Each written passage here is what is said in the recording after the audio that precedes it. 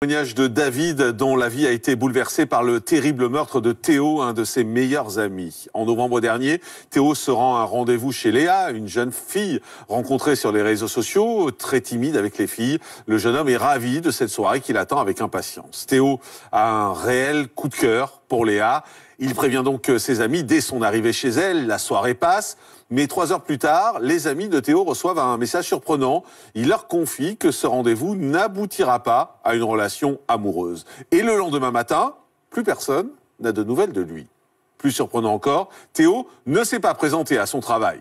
Rapidement, ses proches s'inquiètent, ils tentent alors de le joindre, en vain. David, l'ami de Théo, connaît bien Léa, puisque lui aussi l'avait rencontrée sur les réseaux sociaux, et il avait même fait de l'équitation avec elle. Donc grâce à cette proximité, il l'appelle, il lui demande si elle sait où est Léo, mais Léa affirme qu'elle n'a pas vu Théo depuis qu'il a quitté son domicile le matin même.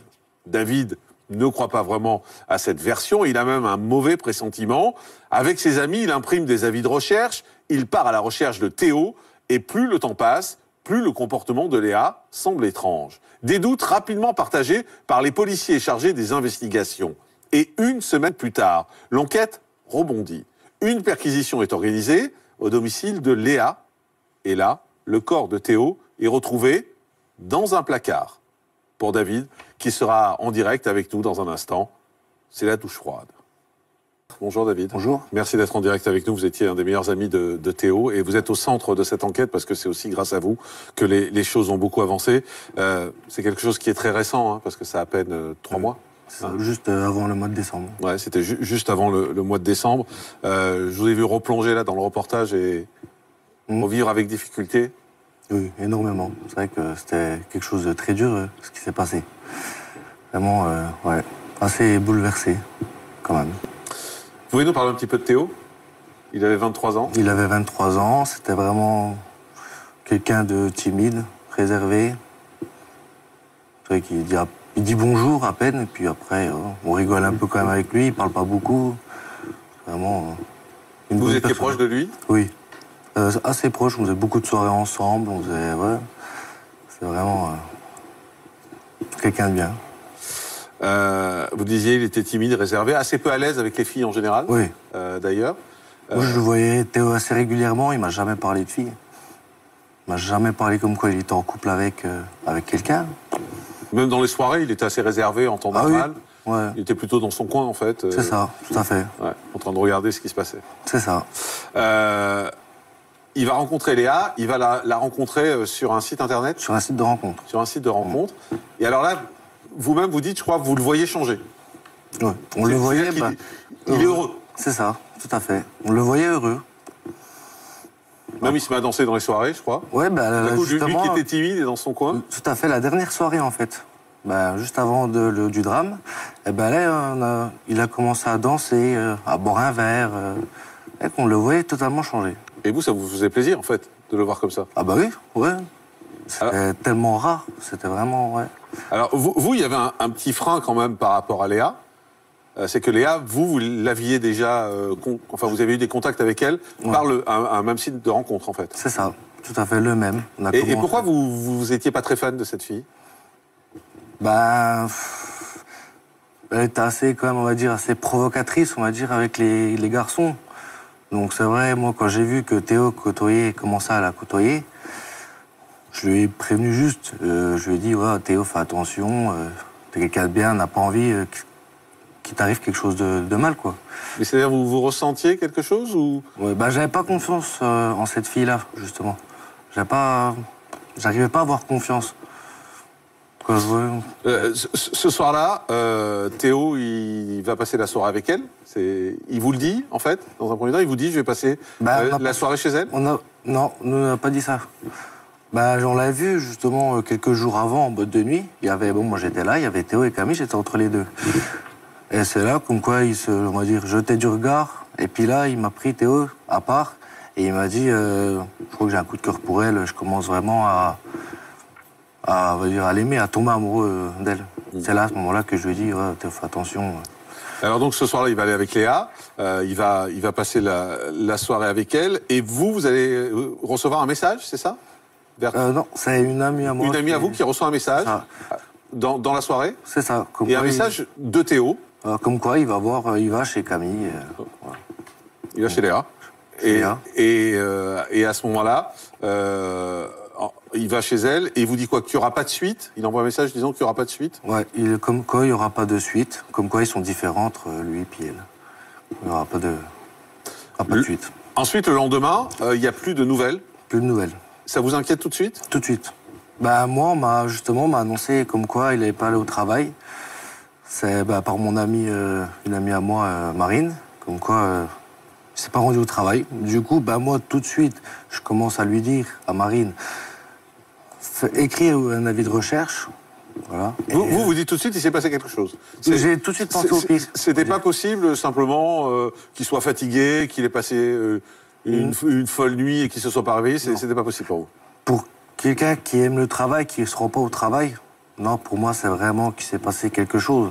C'est pas possible autrement, connaissant Théo. Et alors vous, comme vous avez le numéro de Léa, en fait, vous allez l'appeler, c'est ça? Justement, j'essaie de rentrer en contact avec elle, au début, via les réseaux sociaux. Et là, elle commence à me dire comme quoi il est parti, voilà, à 6h30 du matin, il est parti à son travail.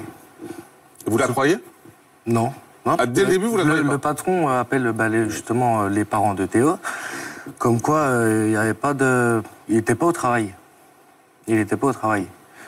Du coup, c'est impossible de la croire. Là, vous allez voir quoi, les enquêteurs? Là, c'est les parents justement de Théo qui commencent à aller à la police, voir les enquêteurs, pour lancer un avis de recherche. Il y a la police nationale. Et là, il y a un avis de recherche qui est lancé. Et nous, on va dire, moi, Marine, on commence justement à faire notre enquête à nous, quoi, à déposer des avis de recherche un peu dans Oiselay, même les alentours.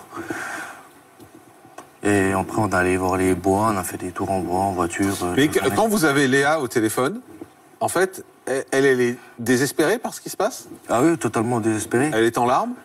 Oui, elle est en larmes, elle pleure. Elle me dit comme quoi elle sait pas ce qui s'est passé.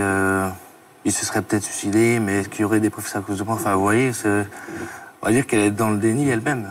Ouais. Mais en fait, elle joue la comédie. Oui. Moi, je le voyais directement qu'elle jouait la comédie. Vous l'avez senti, vous l'avez entendu à sa voix, vous avez entendu qu'elle jouait la comédie? Ah ouais, j'ai entendu directement. C'est même moi qui ai dit à mes proches, comme quoi elle jouait la comédie, on n'allait jamais le retrouver, quoi. Ou alors, on a essayé plusieurs hypothèses, quoi, mais moi, j'ai toujours... Le dialogue avec Léa, vous avez enregistré certains de ces dialogues. On a pu, en préparant l'émission, j'ai pu écouter certains messages. Et c'est vrai que c'est glaçant. C'est glaçant d'entendre cette fille au téléphone à qui vous parlez et qui est en larmes et qui vous dit « mais non, je sais pas ». Et elle a l'air effondrée. En tout cas, c'est l'impression que ça donne. Moi, c'est ce que j'ai ressenti en écoutant ces messages. C'est qu'elle a l'air totalement effondrée. Ouais, totalement. Elle est désespérée elle-même. Elle est désespérée. Et vraiment, ouais. C'est vraiment, ouais. Il va y avoir ensuite une perquisition qui va être réalisée chez elle. C'est ça. Et alors là c'est quand même un choc terrible. C'est-à-dire qu'on retrouve... Elle est partie pour plusieurs jours. La perquisition a lieu, on retrouve le corps de Théo dans un placard. Dans un placard. Emballé. Emballé et ligoté. Emballé dans des sacs poubelles, puis ligoté. À son retour, justement, à son domicile. Quand vous apprenez ça, vous, c'est quoi votre réaction? Quand les enquêteurs m'ont annoncé ça, je me suis effondré, c'est pas possible.